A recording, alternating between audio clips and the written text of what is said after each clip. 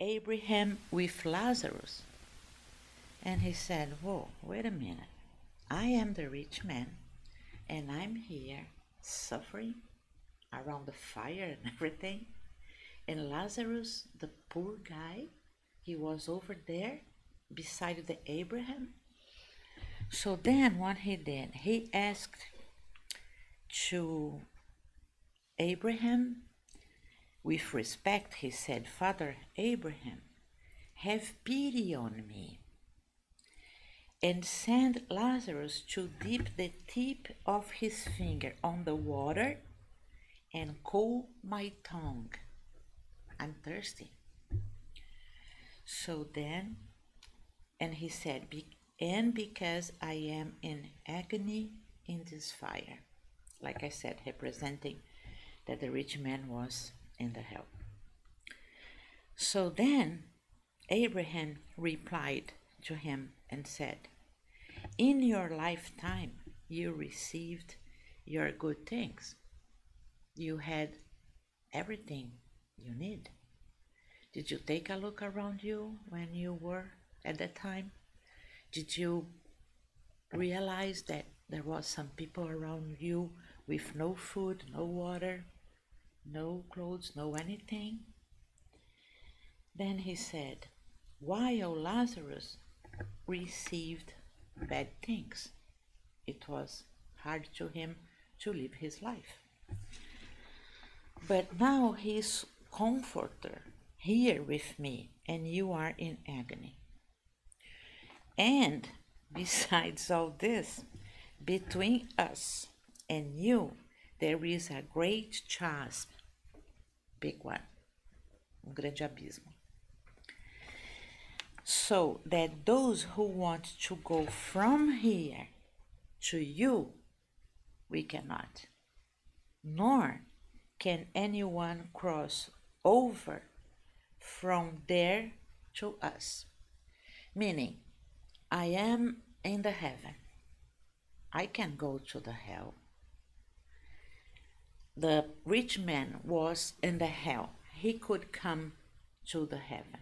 He could cross over. He couldn't cross over.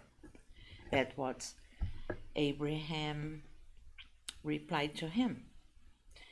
So then he answered, then I beg you, Father Abraham, send Lazarus to my family. I have 5 brothers. Let him warn them so that they will not also come to this place of torment. Before I finish this part, is interesting, but even after this guy, the rich man, passed away, he still was thinking that he was better than Lazarus. Because in 3 situations, first of all, when he saw that Lazarus was in a better place than him, he said, oops, something's wrong here. I'm better than him. Why I am here suffering and he is in a good place? Pride, right? The second situation, he asked Abraham to permit that Lazarus could come and bring some water for him because he was thirsty. So treating Lazarus as a servant of him, like I am the king, I am the whatever he was, I am the rich, so poor people has to come and serve me, right? And here, and the third time, because he was begging and asking Father Abraham to have some pity on him, and then he asked, okay, so then could you please send Lazarus to my family? Because he knew that he had 5 brothers and his brothers were acting the same way he did. And he said, oops, if my brothers keep doing the same thing in the future, when they passed away, they will go to the hell as me. So then he asked Abraham, send Lazarus to tell them, to show them that there is life after life. And I don't want my brothers go to the hell, be in torment. So then Abraham again replied and said, they have Moses and the prophets. Let them listen to them.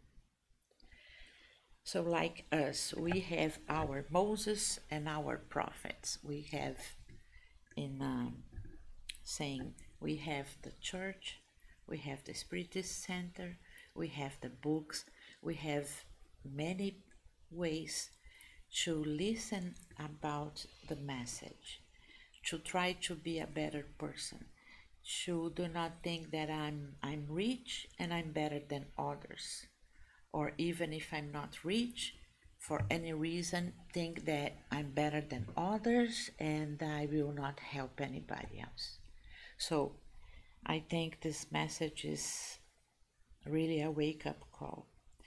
And then the rich man said, no, Father Abraham, he said, but if someone from the dead goes to them, they will repent, saying, well, I'm begging you, send somebody to my people, to my brothers, because they need to wake up and see that they have to change their life. They have to help others, because I didn't, and I am suffering now. So I would like to ask them. But Abraham was trying to show him that he has chances. Every single day, in many situations, God always tries to show us to be better. So here he was saying that he didn't have a chance. It's not true. He had Moses and prophets, and he had chance as his brothers as well. They have a chance too. So it's our free will to listen, to see, or I could choose to be blind and deaf, you know what I mean, to see the truth. So then Abraham said to him, if they do not listen to Moses and the prophets, they will not be convinced, even if someone rises from the dead. So he was saying, God sent us the best. In many situations and many times, Jesus was one of them that tried to come to us and teach us about how we have to behave. And because my time is gone, I will just repeat something that I saw here.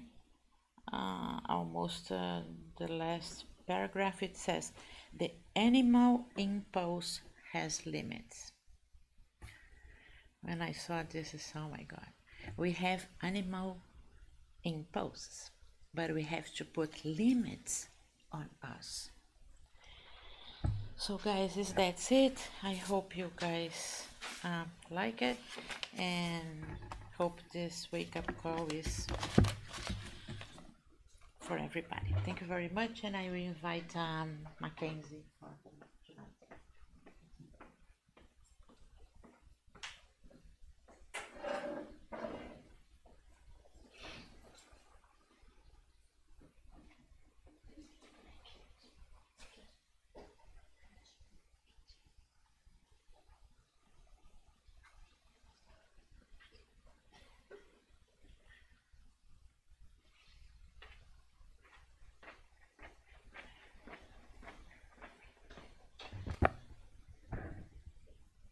Good evening, everyone. I think you are afraid of me, and I will not see. You're all in the back. So let's first of all, let me apologize for being such in a rush to get here, but traffic today was worse than usual, so it got me a little late. But so let's continue our study, and thank you, Nancy, for bringing that message. That message is really, really powerful. That story of Abraham and Lazarus is really, really interesting, and we should, take some time to read a few more times to really try to get to it, because it touches us, every single one of us. It's something that we need to remember,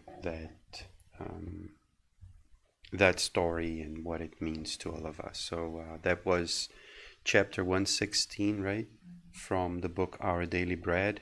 So it is a message that we should probably take some time and read it again for our own sakes. And maybe I will use some parts of it in tonight's talk, because it might have something to do at one specific point here. So tonight we are going to talk and continuing the study of the Gospel according to Spiritism from Allan Kardec, and we're going on to chapter 7, which is entitled "Blessed are the Poor in Spirit," and we are going to talk a little bit tonight about items 7 to 10, which is entitled as well as "Mysteries are Hidden from the Learned and Prudent," or in other translations, "Mysteries are hidden from the wise and the learned." And Kardec uses a small passage from the Bible to talk about, and this passage is taken from the Gospel of Matthew, chapter 11, and verse number 25. So I'm going to read this small verse, which is very similar to what Emmanuel does in his books. Takes a little piece of the Bible and then makes a comment about it. So the piece that Kardec takes it says like that: "At that time," in conversation that they were having together, "I praise you, Father, Lord of heaven and earth, because you have hidden these things from the wise and the learned, and revealed them to little children." So what Jesus is saying here is that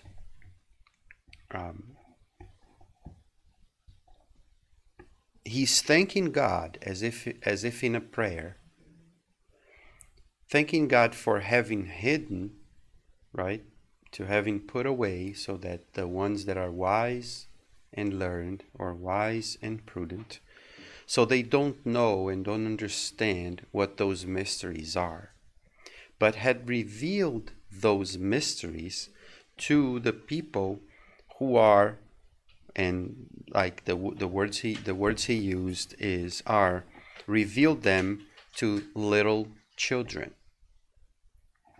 So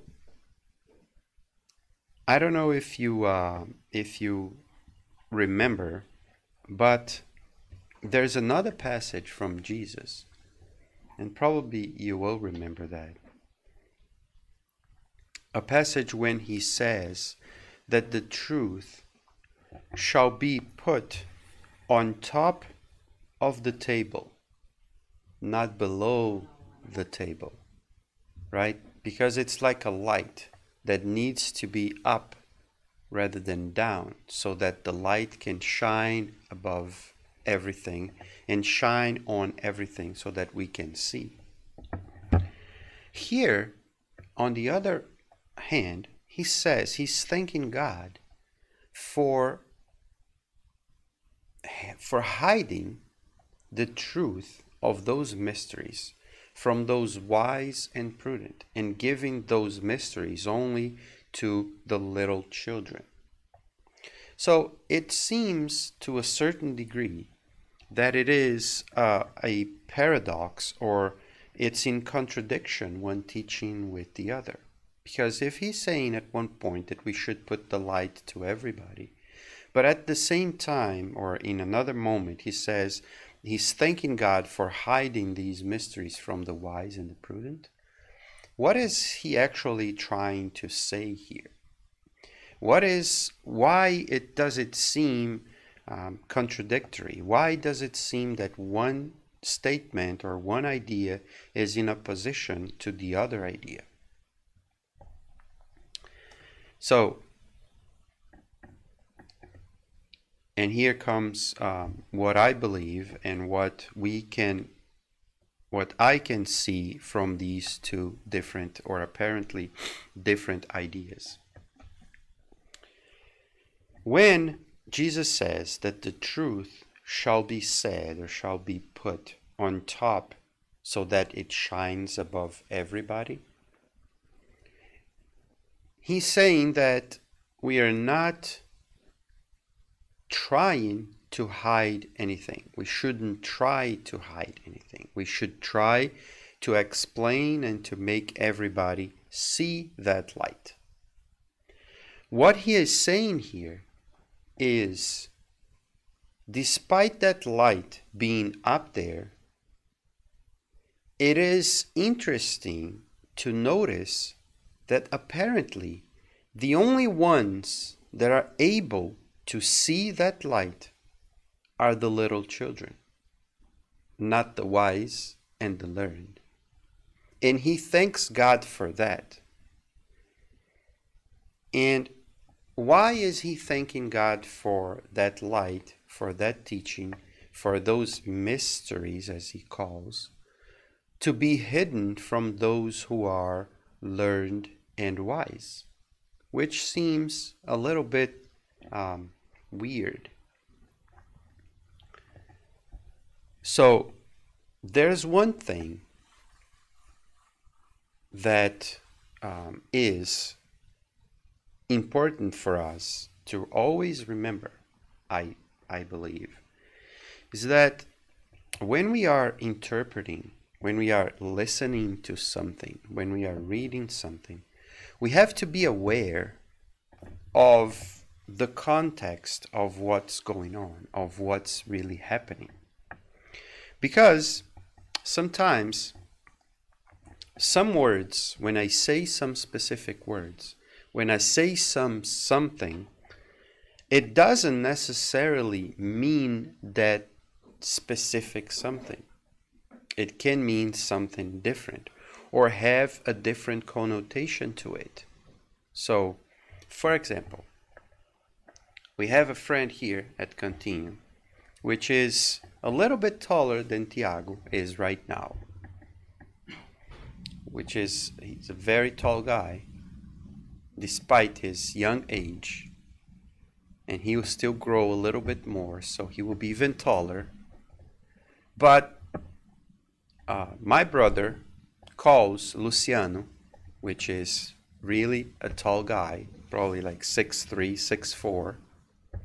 He calls him short guy. And why does he call him short guy? Right? And of course, it's not short guy that he uses. He uses the word in Portuguese, right? So there was this TV show in Brazil, and I bet you guys remember. It was called Show da Xuxa, right? Which Xuxa was this female host of this TV program for kids. And she used to call every single one of the kids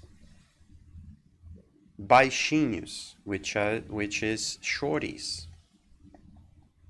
So, and kids, in some degree, that grew up in that age, when we say baixinho in Portuguese, everybody knows what it is because it's a common, let's say, it's a common word and everybody knows what it is.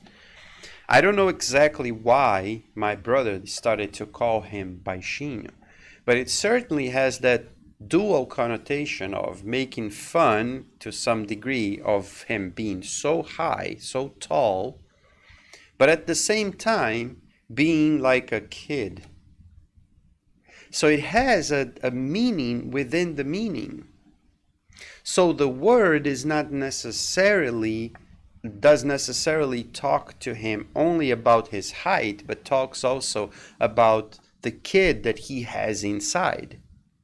So the word has different meanings into it, and the way you say it sometimes also changes the meaning, right? So you say you see somebody doing an action, and you deem that action is so, why is that person doing that? This is so obvious that you shouldn't do that. And then you look at the person and say, oh, you're so smart. So you're not calling the person smart. You're actually doing the other way around. Or sometimes you say, oh, this guy is so dumb. I wish I'd be like him because he's doing something so smart. But you're using the opposite just to call attention to what the person is doing. So what I'm trying to say here is that when Jesus, in this case here, or the translation of the words, are used as wise and prudent, to me, what is happening here is that Jesus is pointing out to some characteristic of what we as humans think that being wise is, not what is to be wise.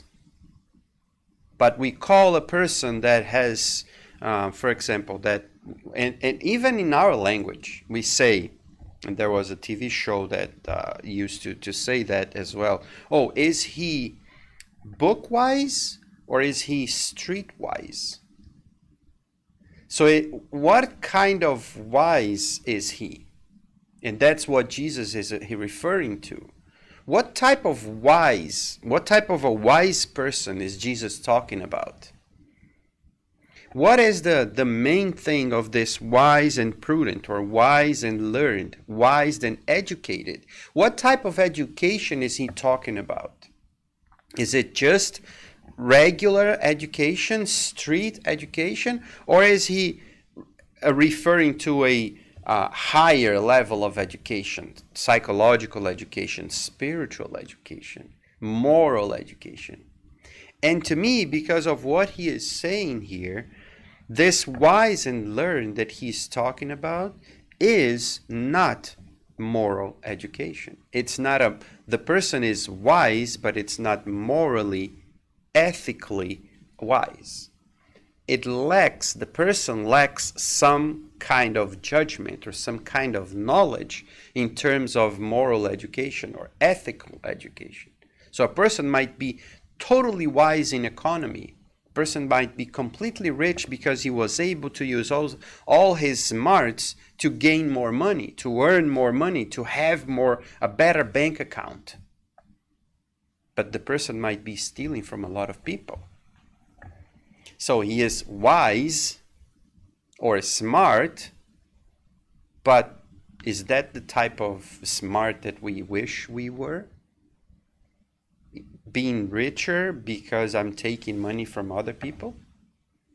So that's what I can clearly see and understand from what Jesus is saying here. And we could use the same idea on the other way around. We say, oh, and he says, oh, and reveal these mysteries to little children. What does he want to mean when he says, reveal this to little children? What is the characteristic that he's pointing on to in little children? Is it he is pointing to being a small person? Is that what he's pointing to? No, it's not because it's a small person. Otherwise, Luciana will be doomed. Tiago will be doomed. So it's not about size, right? When he says little children, it's something else. What is the characteristic that he wants to point out to? And that's what we need to try to understand from the message. It is very interesting that how many times so many people get some of these messages from the gospel and then just like rush into judgment because they see this word and they don't stop to really think about it. They think that they are wise. They think that they're smart and learned, and then they fall into the traps of interpretation, of really stopping and letting that message sink in. So the chapter number 7 in the book is Blessed are the poor in spirit. And a few weeks ago, or maybe a few months ago, we went over a little bit of what that poor in spirit mean.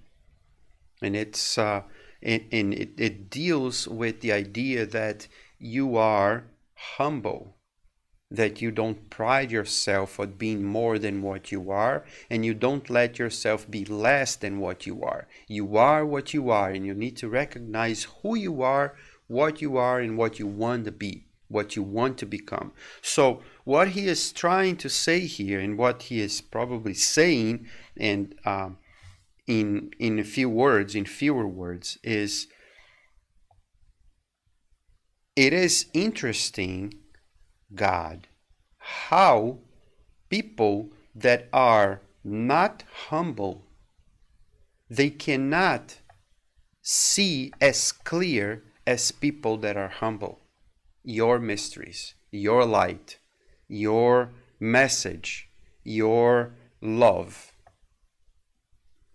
So it is in a weird way, or in a different way, in a strange way, the words that he used, but that's mainly what he wants us to try to understand.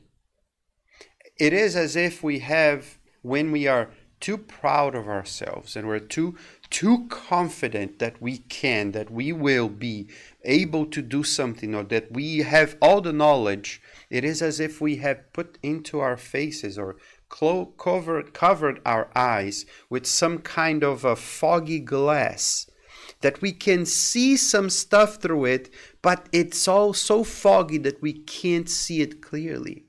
And the more humble I become, the more humbleness I try to put myself in, I try to discover myself, who I am, what I am seeing, what I can understand, what I cannot understand, the more clear, apparently, I can see things. So when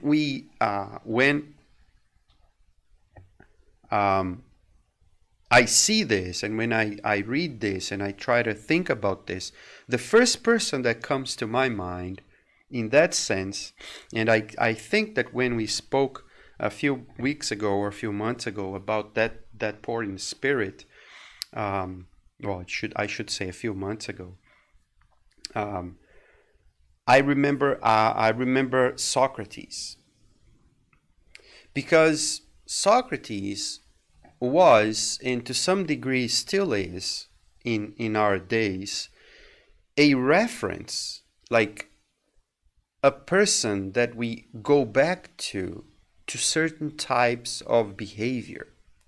And because of some of the sentences, and because of some of his ideas, and the ideas of Plato, which was his disciple, and Socrates was born like 600, or I don't know, even more, 600 years before Jesus. So it's older, like it's more than 2,000 years ago, 2,500 years ago or more. And the ideas that he put forth, and he wrote, and he discussed with Plato and with everybody that was there, that were written by Plato, they are still valid today in terms of making us think about life, in terms of making us think about the way life is around us. When he says, and this is one of his the most known ideas that he put forth, when he's asked, who is the wisest man in the world, and he says, well, certainly it's not me, because all I know is that I don't know anything. all that I know is that I don't know.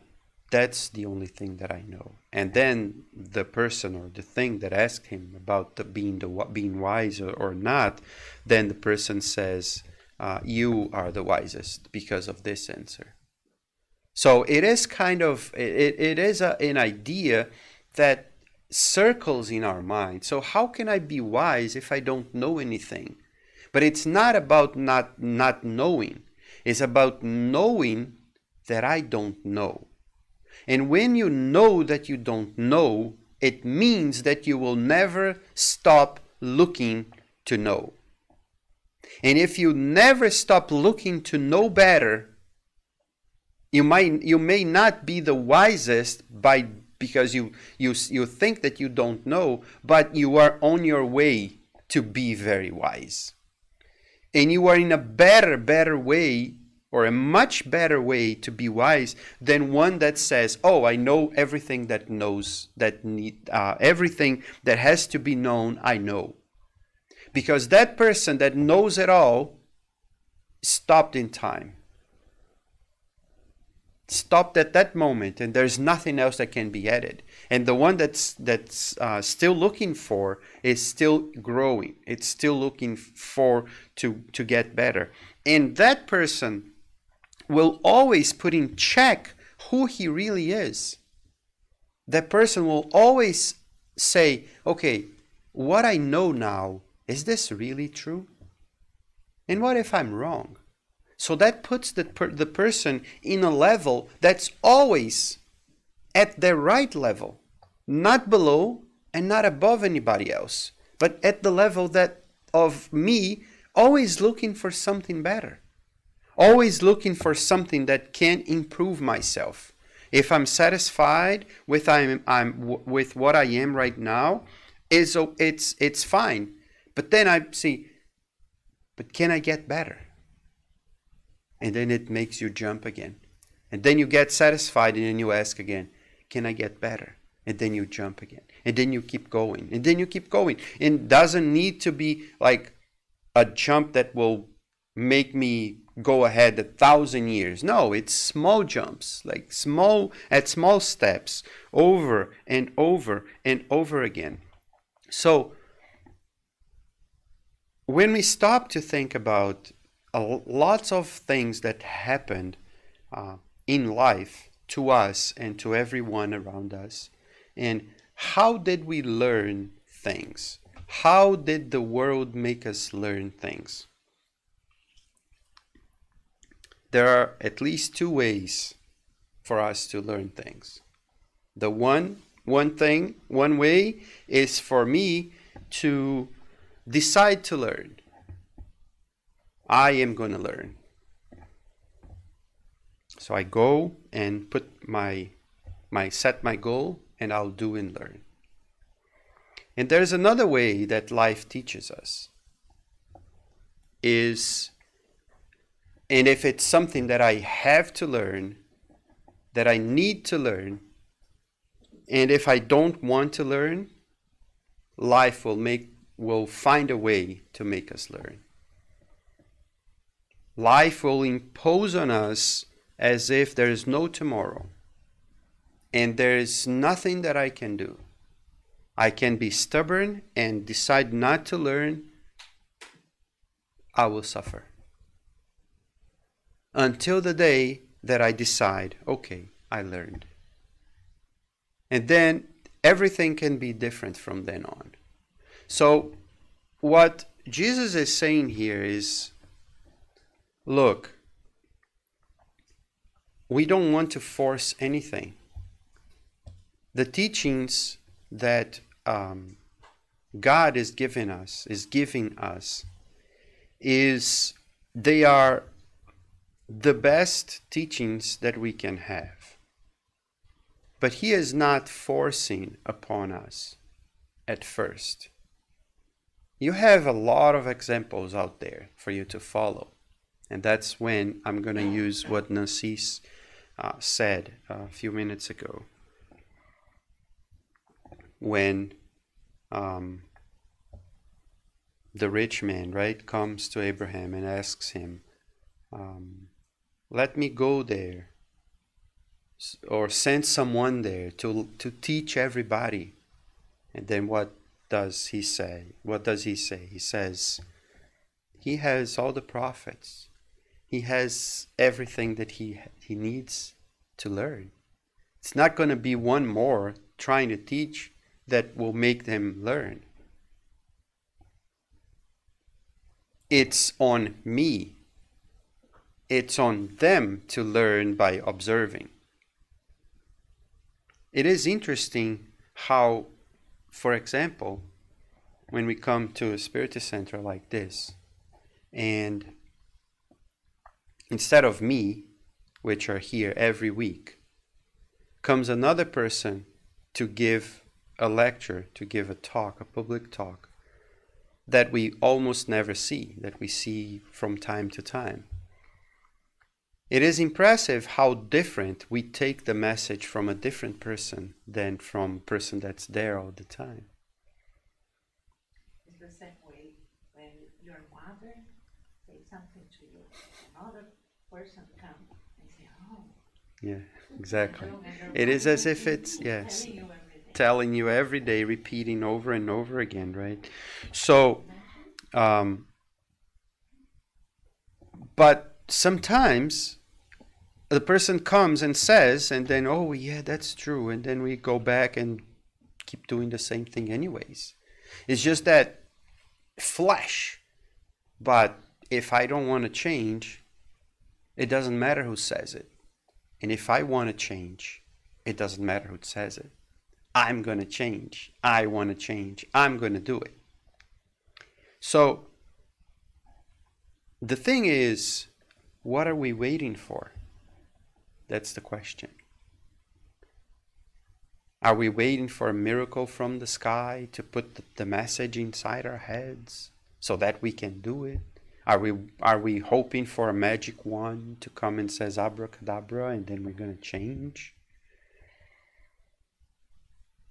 Are we waiting for the second coming of Jesus for us to change? If he comes again, we will crucify him again, probably. What are we waiting for?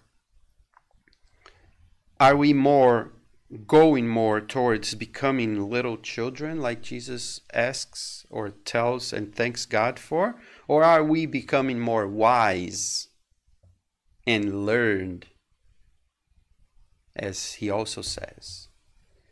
Because sometimes time passes and instead of learning the message of humility, we tend to accumulate so much knowledge inside our heads that we tend to think that we know more. Instead of doing like Socrates, that the more he knew that he knew less.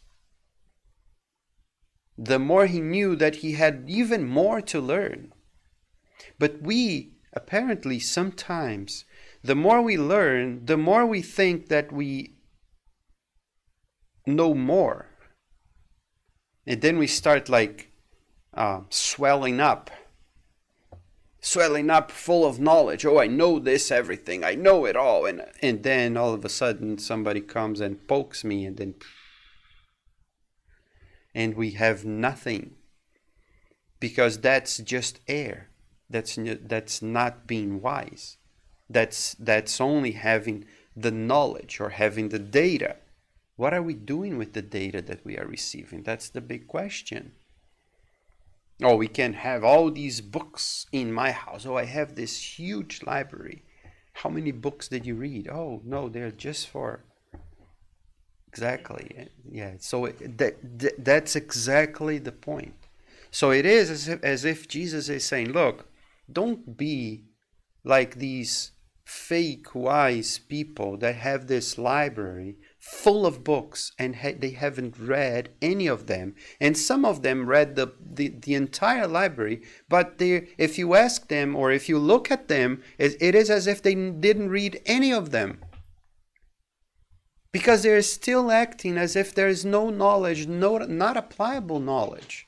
So the question is for us, we are coming to a church. We are going to a temple. We are going to the Spiritist Center. We are watching all these lectures, all these talks. We are reading all these good books. We are watching on YouTube. We are listening to these podcasts. We are, whatever we are doing, trying to get more information, we have to ask ourselves, why? Just as a pastime, because I have to have something in my ears? Is that what we're doing? Or are we really getting these mysteries, getting these messages and making sense of it for my personal life, to apply them to my life, not to apply to others, because that's another issue, right? The guy from A Message Again, Nancy, right? Now that he sees that he messed it up, right? Because he was receiving the messages. He was living there. He had the books. He had all... And now that he sees that the other one is much better than he is, he all of a sudden he says, oh, now I want to teach the others. That's a good thing that he wants to teach the others. But the question now is, why doesn't he want to teach himself? Why do I listen to a message like this and sometimes, if not all the time or here and there, I listen to a message like this, or I read a message and I think about my boss or my husband or my brother or my sister or my mom or my partner and say, oh, he needs this. She needs this. She needs to hear this. She needs to do more like this. And what about me? Do I need to do more? Am I doing more? Or am I just thinking about it? Right? So there's a big difference in knowing what to do and doing what I know. It's a big difference. Knowing what to do is something, but doing is something else. You might be known by what you know, but you will never be forgotten for what you did. So if I take the message of getting the knowledge, of getting the teaching, of learning about these mysteries, quote unquote here, what am I doing with those? If I don't do anything, at that moment that I noticed, I might be a little children, like Jesus says. But if I don't use it, at that moment, I'm becoming a wise that have the knowledge and don't practice it. So we need to really get these messages, and without any waste of time, more than what we have already wasted, to get these messages and put them into our lives. Otherwise, we are just passing the time. We're just using the time just to go through, and not using it for a good change. So Kardec, at the end of these items, once again, items from 7 to 10, he uses, as I used before, like a metaphor, and used like a glass with like fog into it, right? So he says, instead of using a glass, he uses the real eyes. So he says, it is as if we have cataracts, as if we start to not to see very clearly. And how will I be able to see very clearly? Something needs to be done. I cannot solve the problem. I cannot solve the problem of the cataract in my eyes. I cannot. Yeah. Someone needs to intervene to solve the problem. Someone needs to come and do something. And that's life. We we know by the law of cause and effect that, and by learning, and we have already discussed about this in previous chapters. I'd say chapter 4, when we talk about reincarnation and so on, that if I am blind or half blind today by a cataract of the soul, it's probably because I did something to blur my vision. And now I'm suffering because of what I did in the past. The same way that if I smoke, I very likely have a problem in my lungs. So if I do that spiritually or morally, those moral actions will have consequences. And there's, to some degree, there's no issue about it. I mean, we do what we want to do. We just have to be aware that there are consequences. That you just said. And we have to be able to understand that we will have to put up with it. I will have to get used to it. Right? So a person comes and is whatever, it's hungry or doing this or doing whatever, and then there's nothing that you can do to get the food that you want. Then you go and steal food. Right? You're hungry. There's a justification for it, right? And you go and steal food. Okay, that's fine. If you steal the first time and nobody sees it, that's okay. But it's in your mind. So you do a second time, a third time, until the day you're caught. When you're caught, what's going to happen? There will be a consequence to it. If you're willing to put up with the consequence, go do it. Physically, I'm talking about this, just the material world. The police will come and will look for you and will search you, like it was happening, during Christmas time around here. I think in Swampscott or something, there was this guy that was like looking at cars on parking lots and so on, and was stealing gifts that people were buying and leaving in their cars, and he was caught. So it's you want to do it, you go and do it, but there's consequences to it. It's not yours. So if you don't get caught, but if you get caught, you must be willing to live with the consequences. So for morally and ethically is the same idea. If I behave in certain ways, there will be consequences to these acts. There will be consequences. Am I willing to do it, and am I willing to live with the consequences? Oh yes, I am. Okay, so go and do it. But you will suffer. Life will find a way to intervene later on, and will have to do a surgery in your eyes because you are blind. Because we are not seeing correctly. Because for me to have what I want, why do I have to make another person suffer? But when we do it, it's because we are blind. We are not seeing correctly. So life will come to us and will try to clean our cataracts. And that's when life imposes on us a way of teaching. But I could have learned without having to go through that. It's my choice. Through pain. So it's my choice. So do I want to still be forever blind and keep going on this direction, when there will be a time when life will say, hey, look, you cannot go, now you reached the limit. Now that's it. And life will force us to stop.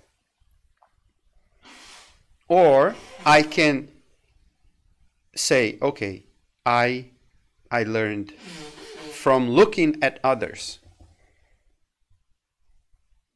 And then instead of going through the pain of having to suffer all this, I decide that I'm going to do it anyways. I'm going to do it better because I learned and I saw that, see, that person, they all did this, and look where they are. Look what's happening. So I don't want to go that path. It's my choice. Or I can close my eyes and say, okay, I'm gonna do any way that I want. And one day life will come to us and will say, look, now it's time for you to really learn. There's no more time now. And if you had a lot of time to do it by yourself, you couldn't do it. So now it's time to see if there is another way for you to learn. There's a story for us to finish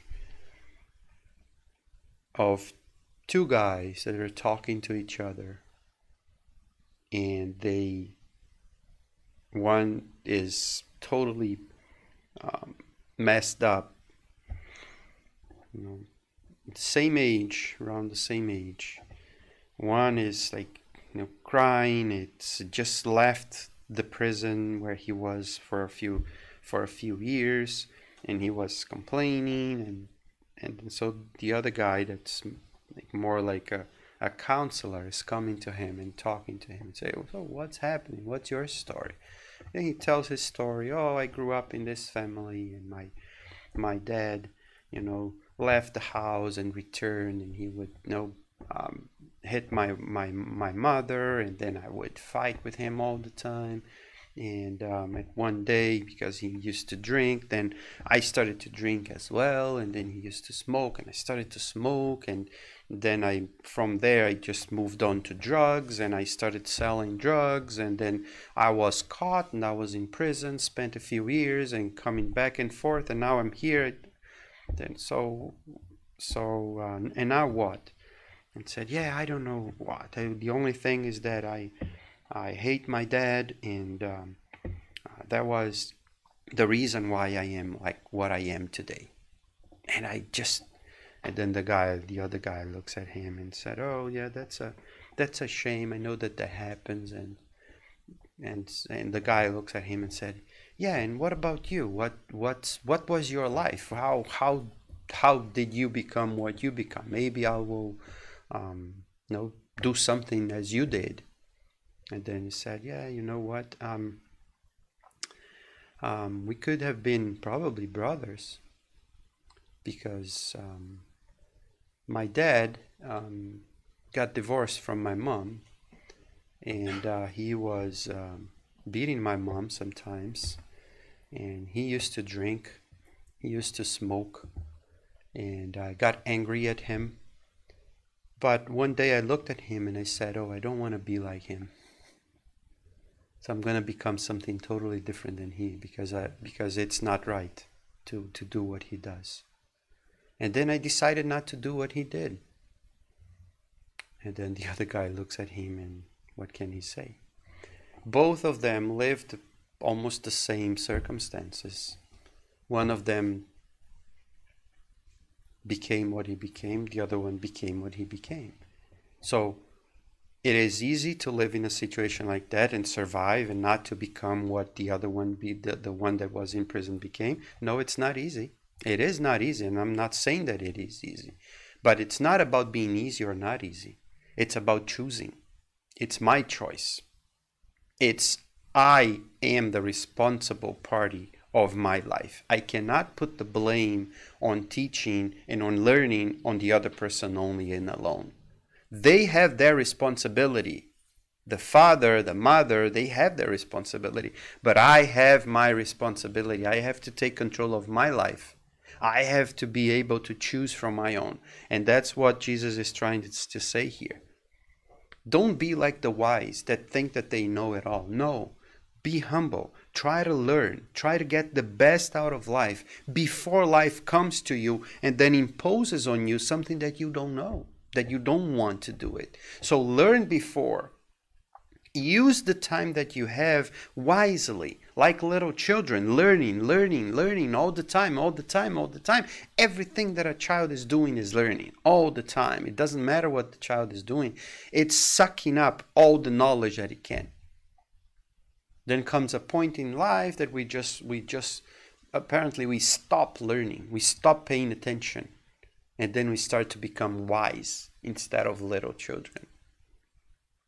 So the lesson here is about being poor in spirit, meaning I don't have it all. I lack a lot of things in my spirit. So let me suck it, everything, every knowledge possible, so that I am bigger, I am better. Not better than the other ones, but better than myself, improving myself, learning to know who I am, what I want to be, what I want to become, so that I don't wake up on the other side just like him. Oh, let me get a small piece of bread because I'm thirsty and I'm hungry. Oh, but you had it all. Yeah, but I wasted all my time. Just like the story that Nancy told us in the beginning. So these messages or these paragraphs are from, again, chapter 7, Blessed are the poor in spirit, on the Gospel according to Spiritism, items 7 to 10, mysteries that are hidden from the learned and the prudent, or the wise and the learned. It's a lesson on how to be more humble or less arrogant and less prideful than we are in our lives. So are we going to have the passes?